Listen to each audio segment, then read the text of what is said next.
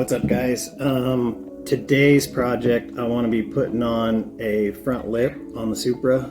I've had it chilling in my garage for a couple of years now, but I finally went out and got some color matched paint for the Supra. The dark green metallic mica, I think, is what Toyota called it. So got some primer, paint, some 2K clear coat. So we're gonna get the lip color matched to the car, and we're gonna put it on with some riv nuts so that it can be removed if needed for whatever reason, real easy. The riv nuts are kind of cool. You got these little rivets and the tool squashes it down like that so that where it's installed is sandwiched between these two little lips, so that holds this solid so you can turn a bolt into it. So I put some blue painter's tape here. I kind of measured everything out ahead of time so that I know where I want it to sit and it's even on both sides. I don't think there's enough meat right here. So I might end up having to go this way with the riv nuts. So it's unfortunate. I'll probably have a bolt right here. Try to keep it close to the edge so that it doesn't detract from the lines of the car. And then I might put a couple up in front in the fog light sockets right here or something, just extra support. This first part of the install was probably the most painful. I think this is the first time that I've drilled or otherwise cut the exterior of my car where it can be seen.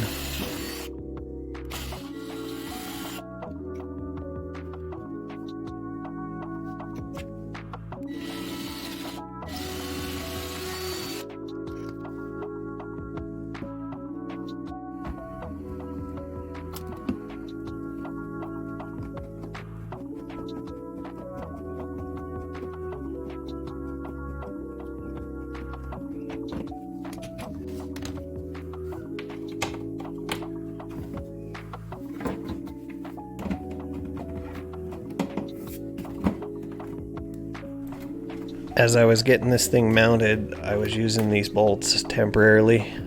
You'll see later in the video I went with some flathead Allen key bolts that sit nice and flush, and they look a lot better than these old bolts that I had laying around.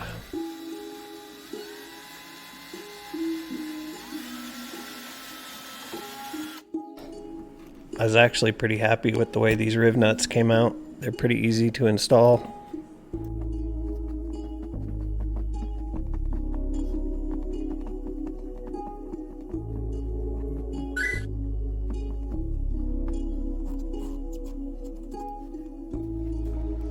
This Superior paint supply was recommended to me through a friend.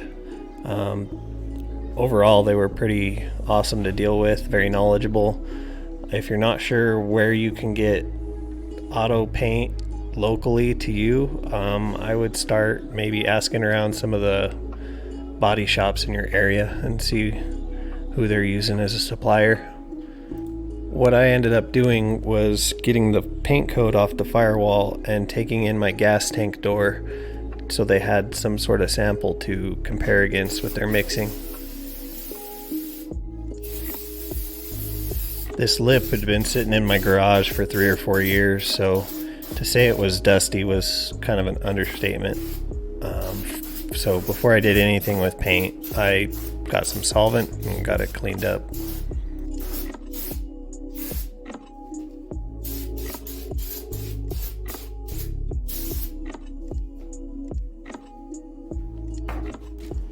After I got it all cleaned up, it was time to lay down some primer. The guy at the paint supply store recommended that I used a black primer, and so that's what I did. I would say it was about 3 coats of primer. It was kind of hard to keep track because I was doing it in 100-degree weather, so it was pretty much drying as fast as I could put it on.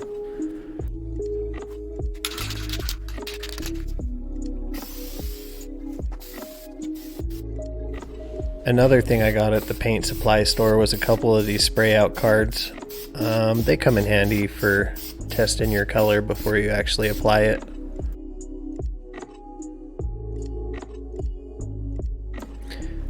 Another thing these spray out cards are good for is testing to see how many coats of base you need to match your pre-existing color, especially with these 2-stage paints. In my case, I needed 3 coats of base to get a good match.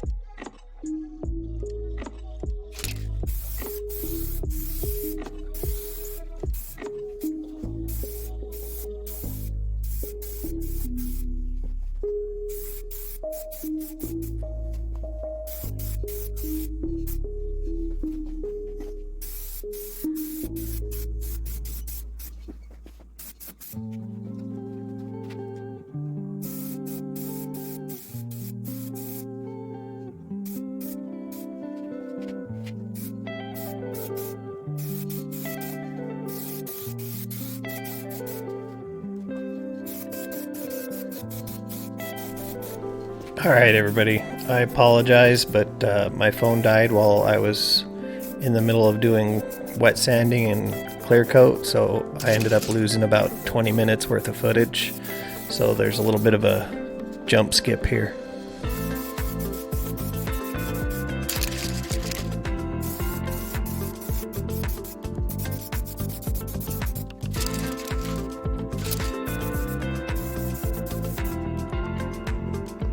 Alright guys, my phone died while I was doing the clear and I didn't notice, but this 2K clear, put this red cap here on the bottom, slam it down on the table. It's an epoxy clear, so this bottom compartment contains a hardener. But I think I'll give you guys a little sneak peek of, if I can catch it in the right light in the sun. This 2-stage looks fucking amazing. But that'll just be a little sneak peek until I get it installed on the car. Well, and there it is. You'll notice those flathead bolts look a little bit better. I might try and color match those. We'll see. Alright, so now that the lip's painted and installed on the car, now would be the time where you would get like an orbital buffer and buff out the paint, polish it up. It's been a few years since I've done a paint correction on the Supra, so I'll probably do the whole car all at once. Who knows, maybe make a video out of that. Kind of final thoughts. You'll notice that I had some dust and some hair get on the part. You know, I didn't prep the garage or my booth, so to speak. And the reason for that is this car is a rock chip magnet. And so being that low to the ground and on the front of the car, it's going to pick up rock chips, it's going to pick up scuffs and scrapes. It's just in a spot where it's going to get beat to shit. So if you're going to paint something that you really care about fit and finish, you might take a little more care to hang some plastic, add some ventilation to your area that you're going to be painting in. Well, that's going to wrap this one up.